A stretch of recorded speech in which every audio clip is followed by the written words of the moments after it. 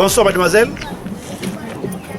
Bonsoir. Excusez-moi, je suis journaliste à 40. Je mène une enquête sur l'année écoulée 2015. Vous savez donc il y a eu trop de bonnes choses et de mauvaises choses également en 2015. Et nous entrons en plein pied dans l'année 2016. Voilà pourquoi nous menons notre petite enquête pour savoir ce qui a marché et ce que les Camerounais pensent du Cameroun à l'heure actuelle. Alors, comment je vous appelle déjà? Je m'appelle Divan. Alors, Divaï. Ah, Divaï. Ok, merci beaucoup. Alors, Divaï. Qu'est-ce que vous faites dans la vie, Divaï? Étudiante. Ah, ça tombe bien. Alors, dites-nous, quelles sont vos impressions, hein? Est-ce qu'on peut avoir vos impressions de l'année précédente? Est-ce que l'année a été une très belle année? Qu'est-ce qui a marché en 2015 et qu'est-ce qui n'a pas marché? Je ne voyais pas que j'ai faim. Je rentre des Ça se ressent, vu que nous sommes sous le soleil d'ailleurs. On s'excuse d'ailleurs, mais on veut juste savoir et avoir vos impressions. De toutes les façons, ce que moi je revendique à l'année 2015, le gouvernement là, il doit vraiment voir, soit vraiment annuler les frais universitaires et nous donner nos bourses, soit, je ne sais pas, parce que c'est vraiment de la merde. Il faut voir comment nous souffrons. Et en 2016, qu'est-ce que tu veux voir changer en 2016 En 2016, il faut franchement passer le message au gouvernement. Vous avez dit que vous travaillez dans Moula. Canal 7 Harmonie. Ok, il faut passer le message au gouvernement parce que franchement, nous les étudiants, nous souffrons. Nous n'avions pas de locaux et les locaux qui sont actuellement sont exagérément exorbitants. Nous payons cher. Donc il faut vraiment que le gouvernement construise des locaux à nos niveaux pour les étudiants. Et en plus, nous payons les cours. Nous avions des familles démunies. Mais les enfants de ces grandes sociétés fréquentent partout à l'étranger. Mais il faut voir comment nos parents souffrent. Nous les étudiants, d'abord nous souffrons. Pourquoi? Tout ça pourquoi? Mais ces gens-là, ils encadrent bien leurs enfants de l'autre côté. Donc ce qui fait que franchement, il faut que le gouvernement essaie de voir le cas des étudiants parce que nous sommes vraiment abandonnés à nous-mêmes. Et la réforme 92 a annulé la bourse des étudiants. Donc si le gouvernement maintient les frais universitaires et nous donner nos bourses, oui c'est simple. Donc franchement, nous on a peu essayer de passer le message. Ok, merci beaucoup, vraiment merci beaucoup. Vous pouvez partir, merci beaucoup et bonne journée à vous. Merci beaucoup. Alors, merci messieurs, merci mesdames, merci messieurs, merci mesdames. Nous étions là avec une jeune étudiante qui a lancé son message à l'endroit du gouvernement camerounais également. On se retrouve très prochainement, certainement avec quelqu'un d'autre camerounais qui va également vouloir parler de sa vie, qui va vouloir parler du Cameroun en 2015, qu'est-ce qui s'est passé en 2015 et 2016, quelles sont également ses attentes. Alors, on se retrouve pour une prochaine édition. Mesdames et messieurs, ciao.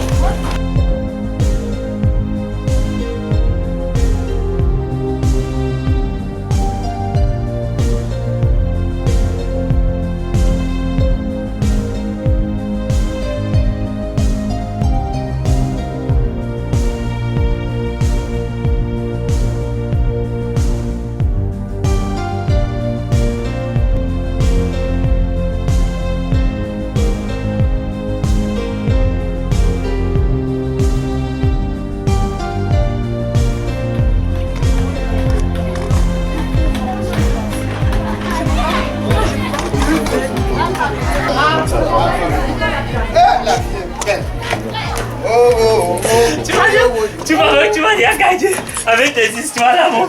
Non, mais tu adores tellement les histoires de whisky. Je te dis que si tu prends un demi-verre de Danton, on va te retrouver comme ça étalé au milieu, on va dire que tu es dans le coma. La messe est où? Tu te sens bien. La messe est où? Ne me sers rien, donne-moi juste le verre, madame. Donc, je te peux te donner le bénéfice que tu gagnes sur la bière. Tu n'as rien vu, je vais te montrer. Hein? Ça compris? De faux. Ce que tu as en main là, c'est rien. J'ai le fort ici. Et si tu t'amuses, je perce comme ça, je verse comme ça, là, la poussière entraîne tout. La poussière entraîne. De faux. On va boire comme ça jusqu'à quand? Le pays ici là, quand même, j'avais quand même une petite idée là. Hein?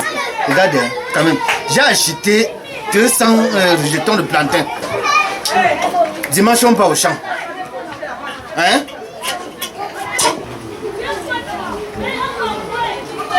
Quand tu veux causer avec moi, hein, laisse des histoires de boire. Vas-y. On ne peut pas vivre sans boire. Encore que même dans la Bible, c'est écrit. Dieu a transformé l'eau en pain. Tu mens.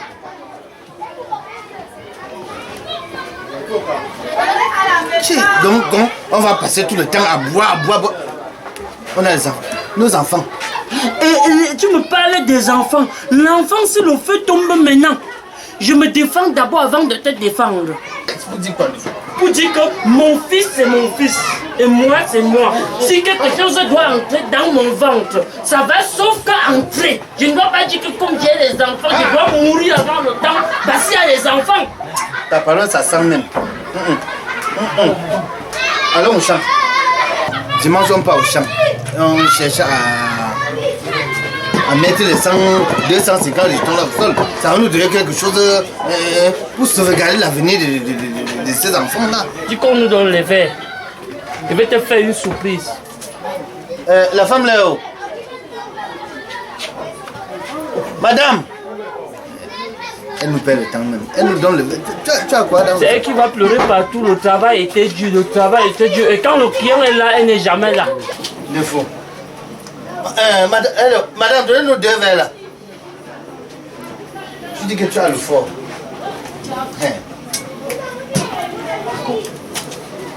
Voilà. Madame, d'accord, j'ai compris. Ça va?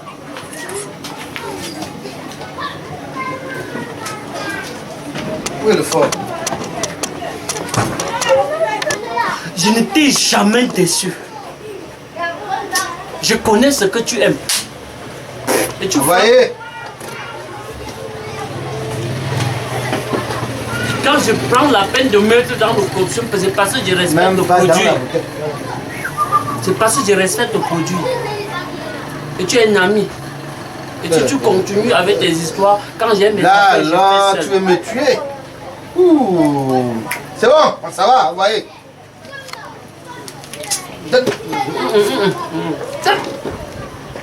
C'est doucement, mon ami, c'est doucement. Ici, on n'a pas besoin de prendre tout un casier pour être déjà. Un demi-verre seulement. Ah bon? Donc, on peut me faire une bière. La même personne est devant toi.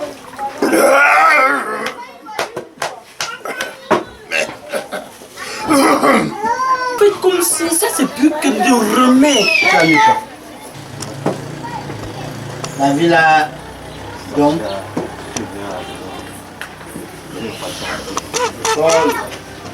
Ça reste quelques bouteilles.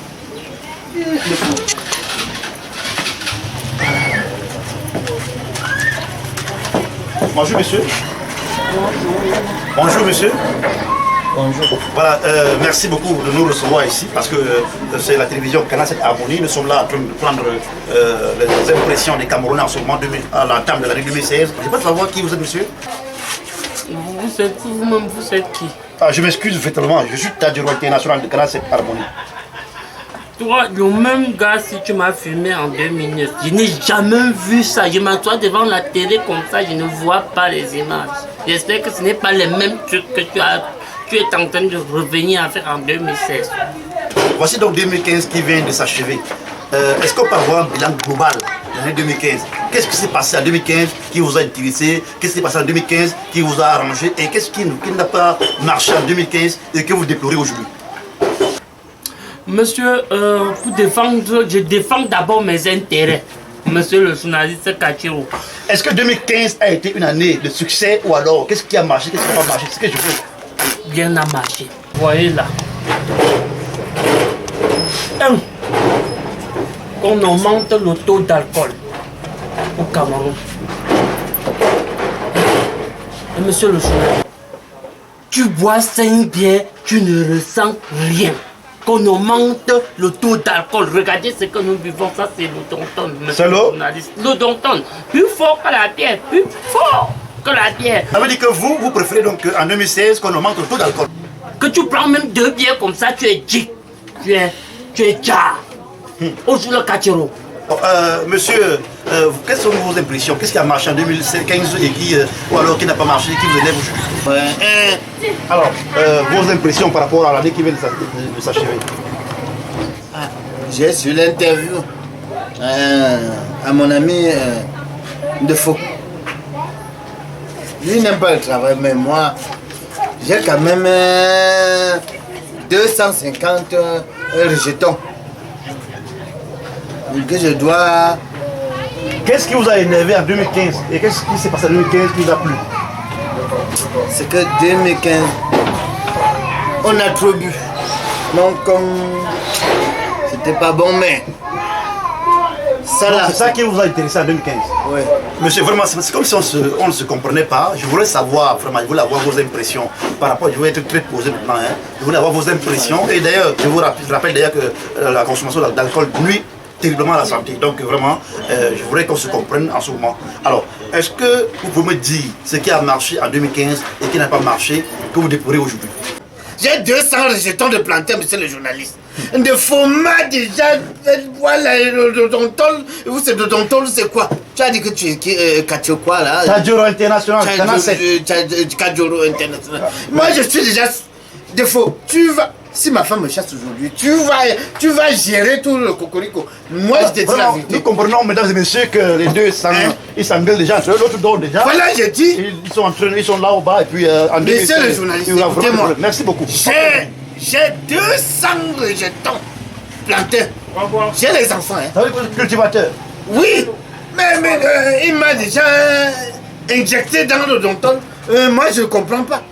Mais si l'État peut éteindre même ce genre de choses, parce que... Ça veut dire que vous voulez que l'État interdise la vente du denton? Ça ne donne pas, monsieur. Vraiment, si je peux... La Guinée, je ne connais pas, parce que c'est trop cher. Si je peux boire la Guinée, 600. Moi, je vais manger quoi après? Chutez, monsieur, chutez. Il dort déjà, voilà, son compagnon, lui, il est déjà parti. Vous êtes en train de parler? Ça va, monsieur? En tout cas, monsieur, vous passez une bonne journée. Hein? Il est là sourd. Monsieur, monsieur le journaliste, mais comprenez ce que je suis en train de dire. Parce que, compris. Oui, cette histoire d'odontologue là, c'est pas bon. Voilà, mesdames et messieurs, je pense que vous avez aimé les interventions des uns et des autres, là, les deux défauts et son compagnon. Alors, allons-y trouver le monsieur qui est assis au fond là-bas. Je pense que ça doit être un pasteur ou alors un homme de Dieu. On fait peu. Monsieur, s'il vous plaît, vous nous permettez d'interviewer ce monsieur? Monsieur, s'il vous plaît, je veux le passer. On va passer là. On va passer. Faites-nous passer, s'il vous plaît. Voilà. Doucement, monsieur, doucement. Doucement, voilà. On va juste passer là. Vous versez le banc, vous payez tout. Doucement. C'est de vos tombes, hein. Doucement.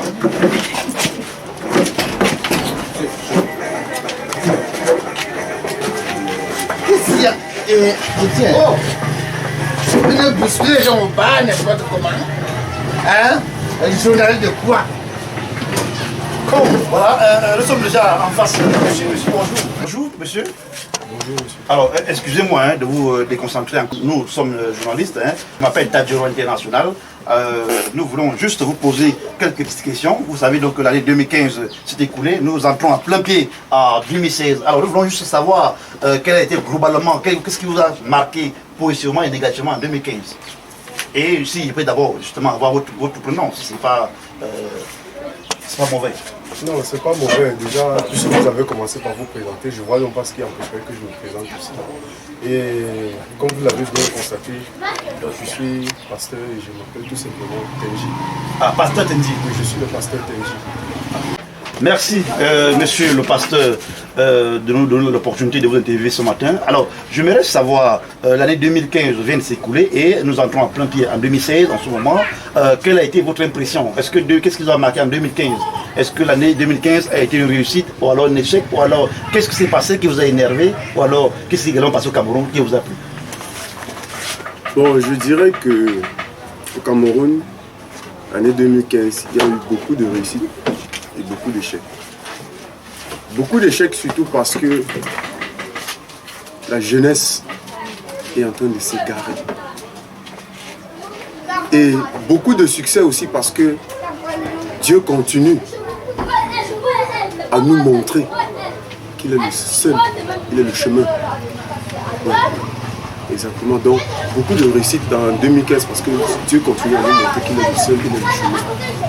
C'est vrai que, monsieur le pasteur, je vais vous poser une question indiscrète parce que là, au lieu de vous trouver en train de méditer dans votre bureau, vous êtes carrément assis dans un bar avec tous les soulages que nous venons d'engraisser tout à l'heure. Je ne sais pas, qu'est-ce que vous cherchez au bar, monsieur le pasteur? Une fois de plus, je veux vous remercier d'être venu jusqu'ici. Et sachez que ce n'est pas le hasard. C'est Dieu qui a voulu organiser cette rencontre. Il est écrit dans Matthieu 28, verset 20, que l'homme ira partout dans le monde pour prêcher la bonne nouvelle. Et Jésus-Christ est venu pour les malades et non pour ceux qui se portent bien. Par exemple, je suis ici pour prêcher la bonne nouvelle. Pour ces deux malades que vous voyez assis, par exemple, regardez, ils sont ivres, ils dorment, ils ont excessivement bu. Ils dorment. Actuellement, là, ils sont, je peux dire, ils ne peuvent plus rien. Ils ne peuvent plus contribuer au développement du pays, de notre pays, sous cet état. Or, par exemple, vous tenez un micro devant moi. C'est un signe de développement. Ça voudrait dire que vous voulez le succès de ce pays. Est-ce qu'on peut être ivre comme ces deux messieurs et vouloir le développement de son pays? Moi, je pense que non.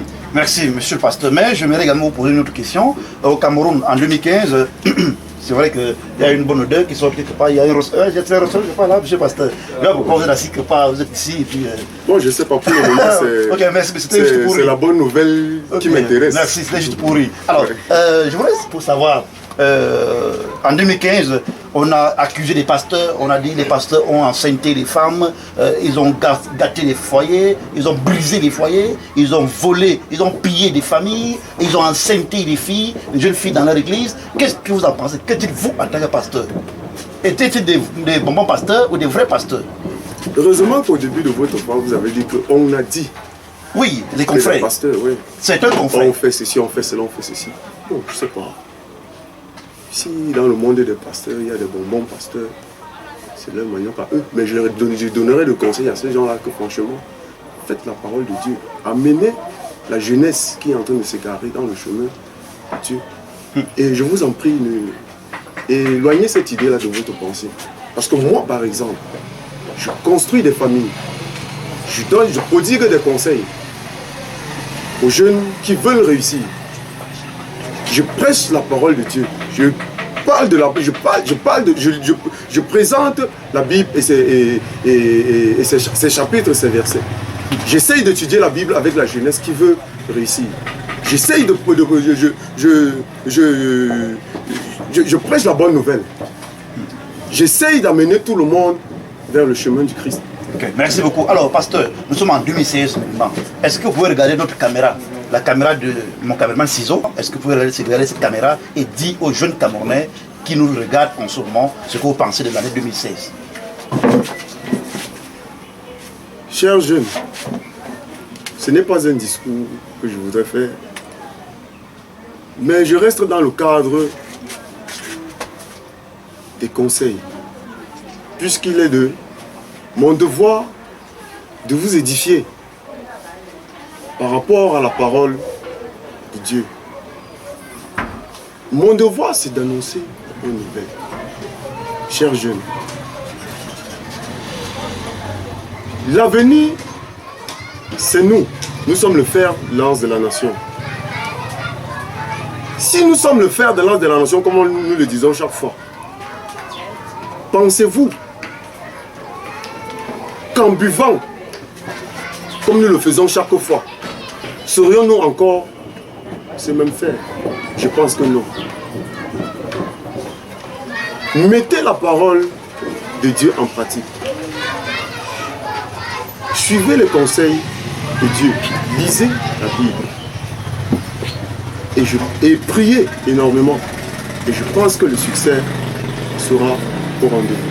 Merci beaucoup, mesdames et messieurs. Ce n'est pas terminé, hein, c'est pas terminé. Nous continuons la balade à Yaoundé, à Douala, à Bamenda, à Edea. Pasteur, merci beaucoup.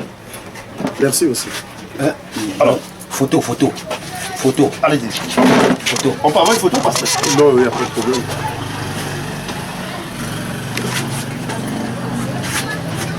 Merci.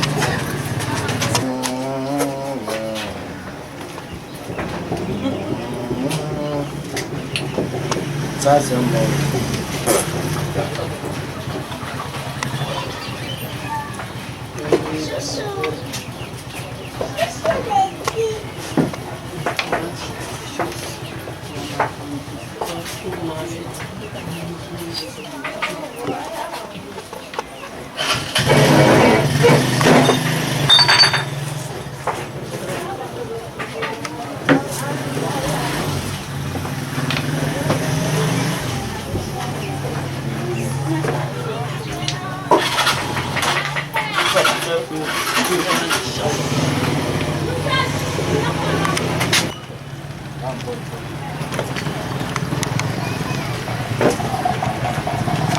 Monsieur. Bonsoir.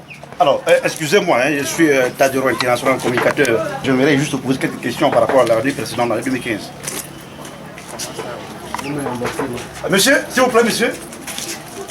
C'est pas vous. On vous essaie.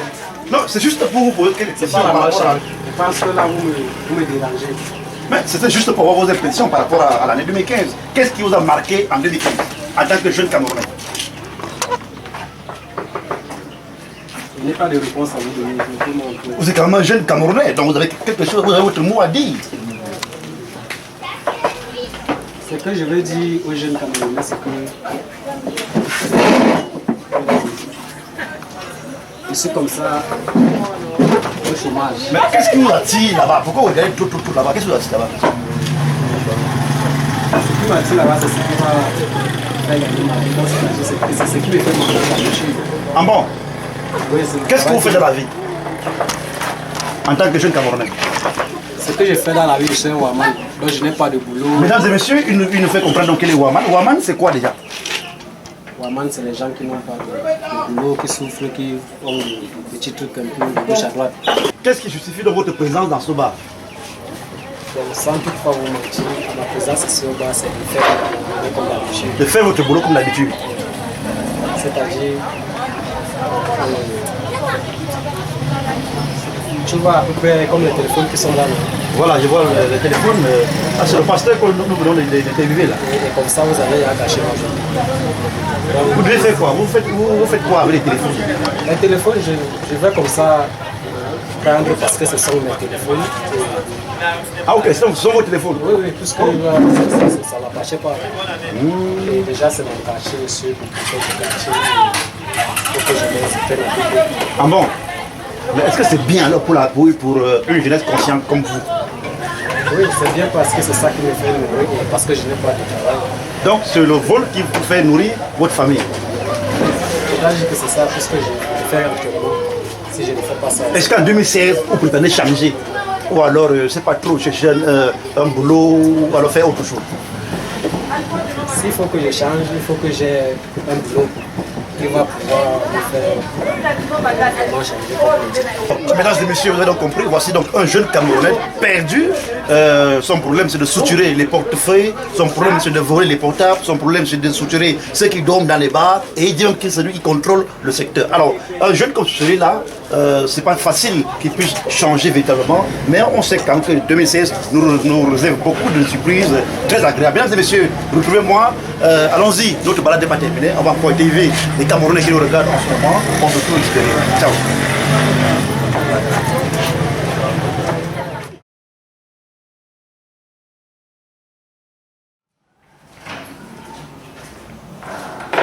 Prenez place. Alors, bonjour Monsieur le ministre. Bonjour. Je vois que vous avez quand même bonne mine, contrairement à ce que disent les Camerounais en ce jour sur votre personne. Je suis journaliste, bien sûr, à 47. Ce matin, vous savez, nous sommes en train de mener une enquête, donc de savoir ce qui s'est passé en 2015, ce qu'a été l'année 2015. Nous savons qu'en 2015, vous avez été incarcéré, nous ne savons pas ce qui vous a, ce que l'État vous reproche jusqu'à ce moment, vous êtes toujours en prison. Alors, comment est-ce que vous pouvez faire un bilan global de l'année 2015? Je vais exprimer toute ma gratitude à l'endroit de votre chaîne qui me donne enfin l'occasion de m'exprimer. Avant d'arriver au bilan en 2015, permettez-moi de relever quelque chose qui a glissé dans votre propos liminaire. Vous affirmez que je suis en prison. Je ne suis pas encore en prison. Je suis ici en détention préventive. Détention préventive. Oui. Parce que je bénéficie, n'est-ce pas, de la présomption d'innocence jusqu'à ce que les faits qui me sont reprochés soient établis. Mais qu'à ça ne tienne, vous êtes quand même dans une prison, monsieur le ministre. Acceptez quand même que le fait que vous soyez dans une prison, monsieur le ministre. Oui, pour l'instant, je suis dans une maison de détention. On dirait que vous n'avez jamais changé, monsieur le ministre. Même étant en prison, vous voulez toujours vous faire comme si il n'y avait rien. Non, je n'ai pas la prétention de faire ou de dire qu'il n'y a rien. Mais je voulais seulement relever le fait que j'ai bénéficié encore de la présomption d'innocence. Il va falloir que les spécialistes qui vont lire le droit prouvent ma culpabilité pour que je sois, n'est-ce pas, jugé, condamné, je ne sais pas pour combien d'années d'emprisonnement. Alors, monsieur le ministre, vous pensez que vous ne devez rien à l'État camerounais, vous pensez juste que l'État camerounais vous a jeté dans ce trou, c'est pas vengeance, ou alors pas, qu'est-ce qu'on va dire, pas jalousie. Je n'ai pas la prétention de dire que je suis ici par jalousie pour vengeance. Depuis le temps que je suis ici, je vais mesurer l'impact des actes que personnellement j'ai posés. J'ai résolu accepter avec moi-même que je suis allé au-delà de ce que me donnait, me prescrivait les prérogatives de ma fonction.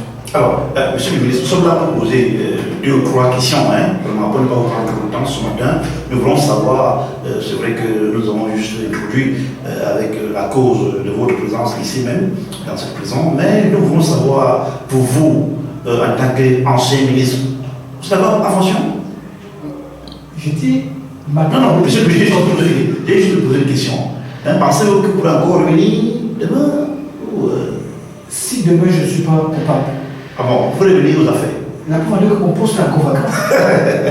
Alors, monsieur le ministre, j'aimerais juste vous poser la question de savoir, en 2015, puisque nous sommes en train déjà d'entrer dans l'année 2016, et aujourd'hui nous voulons savoir globalement qu'est-ce qui vous a marqué au Cameroun positivement et négativement. Bien. On va venir au bilan.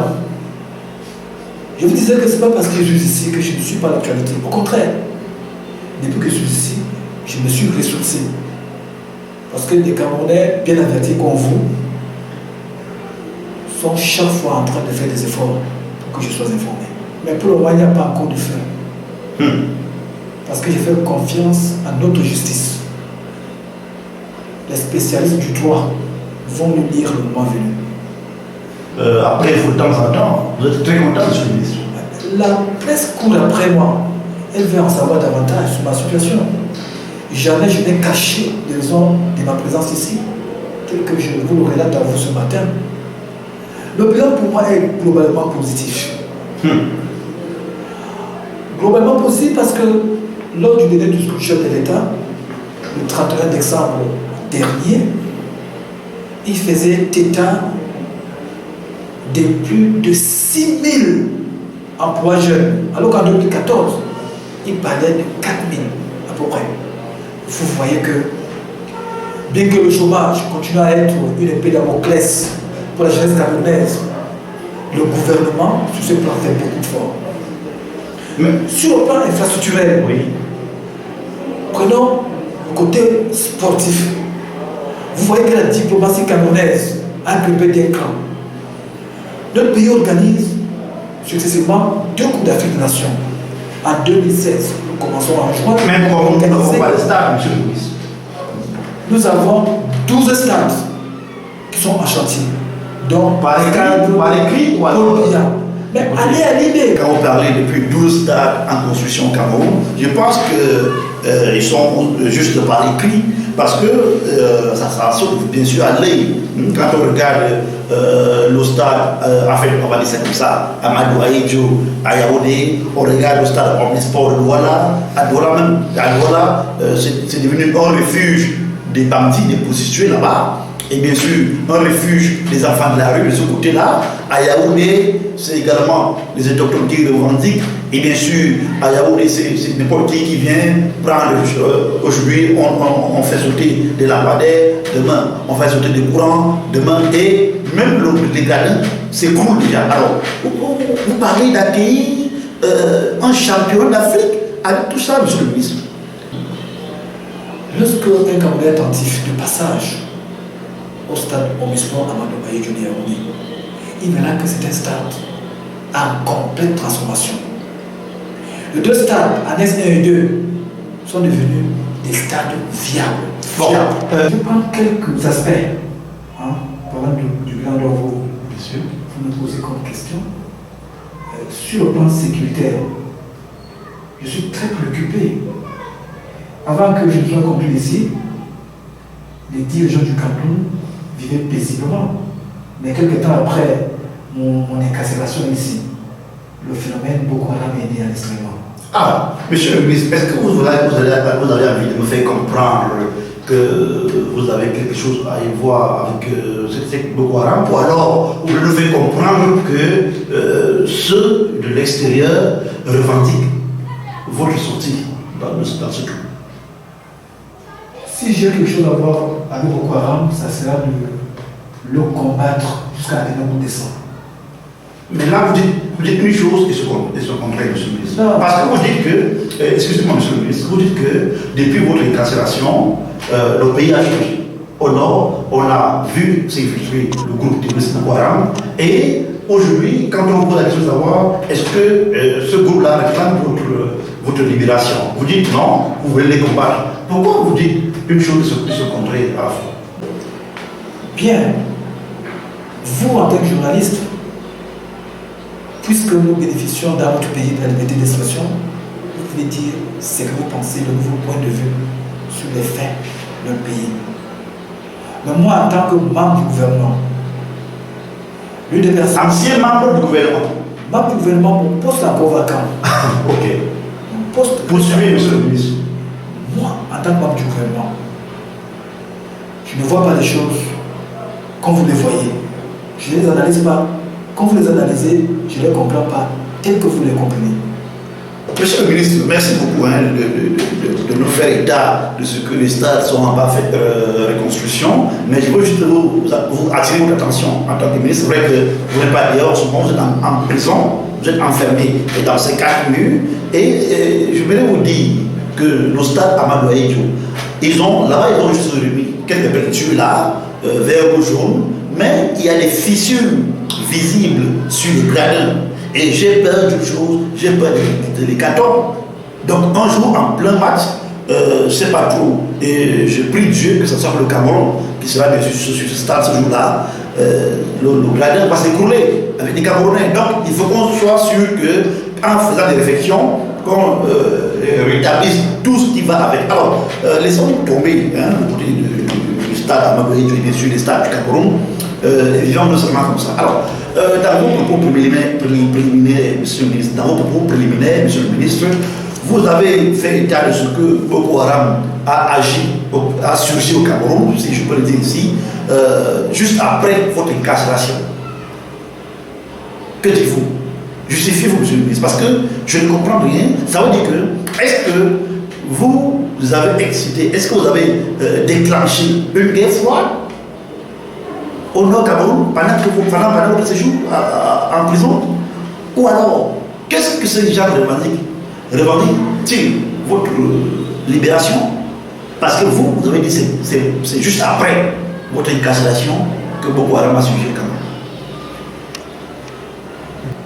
Parlant de Boko Haram, vous savez que Boko Haram n'est pas un fait fortuit. Ce n'est pas une scène cinématographique. Nous qui avons eu l'occasion d'aller sur le terrain dans la partie septentrionale du pays, nous avons vécu les faits en direct. Aucun Camerounais, fût-il en détention préventive comme moi ici, ne mérite même pas en entendre parler. Puisque aucune nation ne peut prospérer dans la déstabilisation, dans le chaos et dans le désordre. Merci. Alors, monsieur le ministre, avez-vous un dernier mot Une d'hier à l'endroit, bien sûr, du chef de l'État qui nous écoute en ce moment, et ou encore à l'endroit de la nation camerounaise qui nous regarde. D'abord à l'endroit du chef de l'État, qui m'a fait confiance. Qui a vous fait confiance? Le chef de l'État m'a fait confiance en me donnant la direction de tout un département ministériel. Ça n'arrive pas à tous les Camerounais. Ça veut dire que c'est vous qui avez donc trahi la confiance Bien. du chef de l'État? Peut-être que j'ai trahi la confiance du chef de l'État, du président de la République, le fait qu'il nous soit retourné ici, mais je vous l'ai dit à mon propos introductif. Que seule la justice fera son travail. Ok. Je disais tantôt que mon premier message va à la voix du chef de l'État. C'est un message de soutien, un message d'encouragement, un message de courage, un message d'abnégation, un message de détermination, un message de foi par rapport à tout le travail qu'il a là depuis qu'il est au pouvoir. J'envoie un message d'assistance. Les Camerounais doivent assister le chef de l'État. Nous sommes un peu plus de 20 millions de Camerounais aujourd'hui. Nous tous nous devons former un bloc de le chef de l'État. Il a commencé une œuvre de construction nationale. C'est avec lui que nous connaissons la liberté d'expression aujourd'hui. C'est avec lui que nous connaissons la démocratie réelle, véritable. C'est avec le chef de l'État que nous connaissons la liberté du culte. Aujourd'hui, nous pouvons voir les églises partout. C'est avec lui que nous pouvons voir la mouvance de la jeunesse. D'ailleurs, il a d'ailleurs qualifié notre jeunesse le fait de grâce de la nation. C'est avec le chef de l'État que nous pouvons avoir la lisibilité sur le profil des carrières. À notre époque, quand on était le gouvernement de l'administration, vous entrez dans l'administration, 15 ans, 20 ans après, vous ne savez pas qu'est-ce qui vous attendait. Aujourd'hui, on a la lisibilité. Alors, merci, Monsieur le ministre, d'avoir répondu à nos questions ce matin.